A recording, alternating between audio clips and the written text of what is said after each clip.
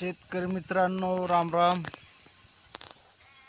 एका शेतकरी भावाने मला आज कमेंट टाकली की म्हणे दादा, आमच्याकडं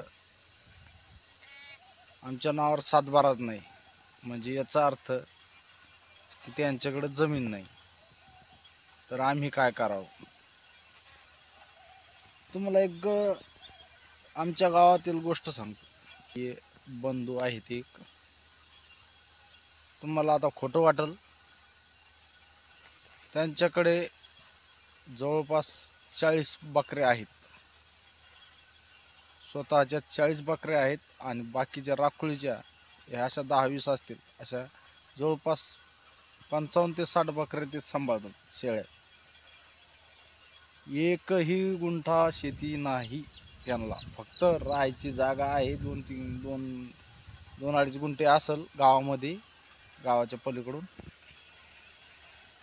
फक्त शेळ्यांना त्यांनी कंपाऊंड केलेलं आहे घरासमोरच.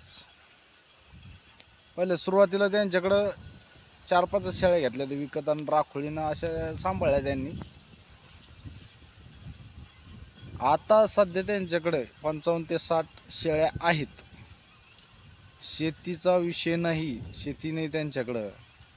तरी पण ते रोडला गायरानामध्ये बांधाना एकूण तिकून चारून दिवसभर त्यांना चारतात. संध्याकाळी आल्यावर काही थोडंफार खुराक देत असतील.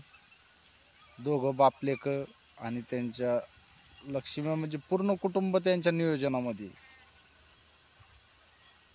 त्यांना म्हणजे दुसरं काहीच नाही. त्यांचा सकाळी बकऱ्या चारायला न्यायच्या, संध्याकाळी आणायच्या. त्या माणसाची परिस्थिती इतकी बिकट होती, खूप गरीब होती ती. पण आज बरं काही चाललंय त्यांचं. बरं म्हणजे ट्रॅक्टर आहे स्वतःचं आणि स्लॅबचं घर पण बांधलं त्यांनी गावामध्ये. पहिलं आपलं पत्राचं घर होतं छोटं, कुडं करून राहत होते ते गावाच्या पलीकडून खालाकडून. आज त्यांनी स्लॅबचं घर बांधलं, एक ट्रॅक्टर घेतला. ट्रॅक्टर फक्त घरासमोर उभा आहे. आज माझ्याकडं मला 1 एकर जमीन आहे समजा, पण काही इकडं 5 एकर 4 एकर 6 एकर जमीन असून पण ट्रॅक्टर नाही. त्या माणसाकडे जमीन नसताना ट्रॅक्टर आहेत. त्यामुळे हे जनावर म्हणजे शेळी पालन करायचं म्हणजे शेती असावीच असा काही विषय नाही. यांना तुम्ही टाका अगर नका टाकू खायला काही, फक्त दिवसभर यांना फिरायला लागतं. खर्च काहीच नाही यांचा खर्च फक्त तुम्ही जर खुराक लावला तर ते तुम्हालाच फायद्याचं आहे. आणि जरी नाही लावला तरी बी काही अडचण नाही. ते चरून येऊन त्यांचं ते उदरनिर्वाह करतात, चरतात. दिवसभर चारले त्याच्यावर पण त्यांचं समजा धकतंय. असं काही नाही की जमीन असावी शेत असलं तर, तसं नाही.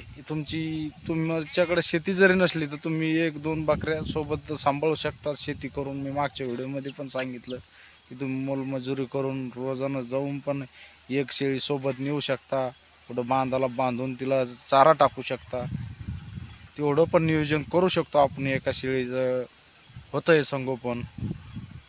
जास्त जर सांभाळायचे असल्या तर मग थोडं नियोजन चांगलंच करावं लागतं. त्याला 2 व्यक्ती लागतात. मग स्पेशल जर तुम्हाला शेती मंजुरी करून जर करायचं असलं, लोकांची मंजुरी करून महिन्यानं जरी राहिली तर तुम्हाला एका शेळीला कोणीही अडवू शकत नाही सांभाळायला.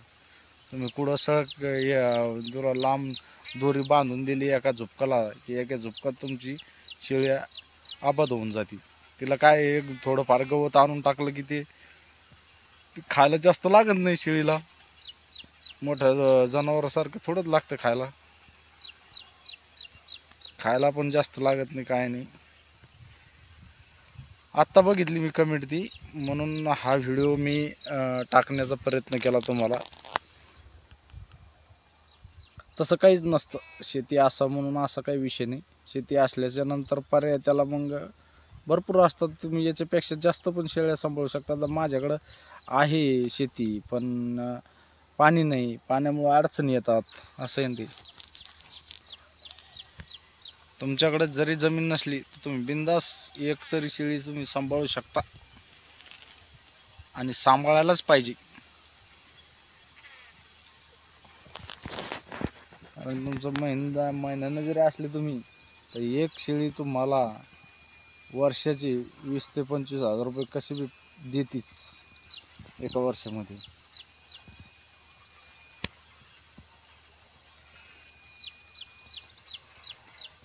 व्हिडिओ बघायचा जास्तीत जास्त शेतकरी भावांनो. आपले शेतीविषयकच व्हिडिओ राहणार इथून समोर पण. आता इथून पुढं आता कापसाचे सरकीच्या लागवडी हे चालू होणार आहे. इथून समोर तुम्हाला सरकी पण कशा पद्धतीनं लावायची, किती बाय किती लावायची, मी गेल्या वर्षी जे पद्धत वापरली ती मी तुम्हाला सांगणार. यावर्षी मला खूप काही अनुभव आला. कारण की मला ज्या शेतामध्ये आज मी जेव्हापासून शेती करतो त्या शेतामध्ये मला 5 ते 6 क्विंटलच्या वरती कापूस झालेला नाही. यावर्षी मला पाऊस नसताना 11 क्विंटल कापूस झाला त्या शेतामध्ये. त्या पद्धतीनं जर तुम्ही शेती केली, शेती आपल्याला वेगळ्या पद्धतीनं करावं लागणार. आता वेगवेगळं त्याच्यामध्ये प्रयोग करून शेती करावं लागणार.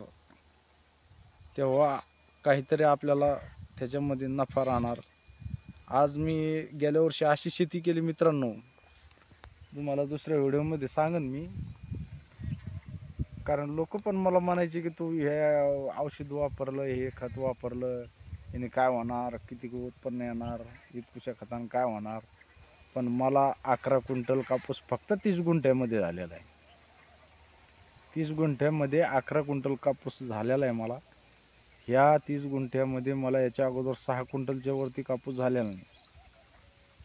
याच्यापासून तुम्ही कॅल्क्युलेशन करू शकता की बाबा याची पद्धत पण मी सांगणार तुम्हाला. व्हिडिओ टाकणार तो लाईव्ह टाकणार. कारण की आपल्याला तसं आपण शेतकरी एकमेकांना असं लबाडकी आणि खोटं सांगू शकत नाही. तसं सांगायचं पण नाही, एकमेकांना फसवणूक करायची नाही आपल्याला. जे रिअल आहे तेच मी तुम्हाला सांगणार. ती पद्धत तुमच्या पसंत जर आली तर तुम्ही त्या पद्धतीनं कापूस लावून बघा. एक बॅग लावून बघा, अर्धी लावून बघा, वेगळे ते अर्धी बॅग लावून बघा. ह्या वर्षी तुम्हाला जर त्याचा जर फायदा दिसला तर पुढल्या वर्षी जास्त लावा. असं थोडं जे खर्च आपल्या रेग्युलर लागवडीपेक्षा याला कमी. 75% म्हणजे 25% खर्च कमी याला त्याच्यापेक्षा. जिथं 100 रुपये लागाय तिथं 75 रुपये लागतात.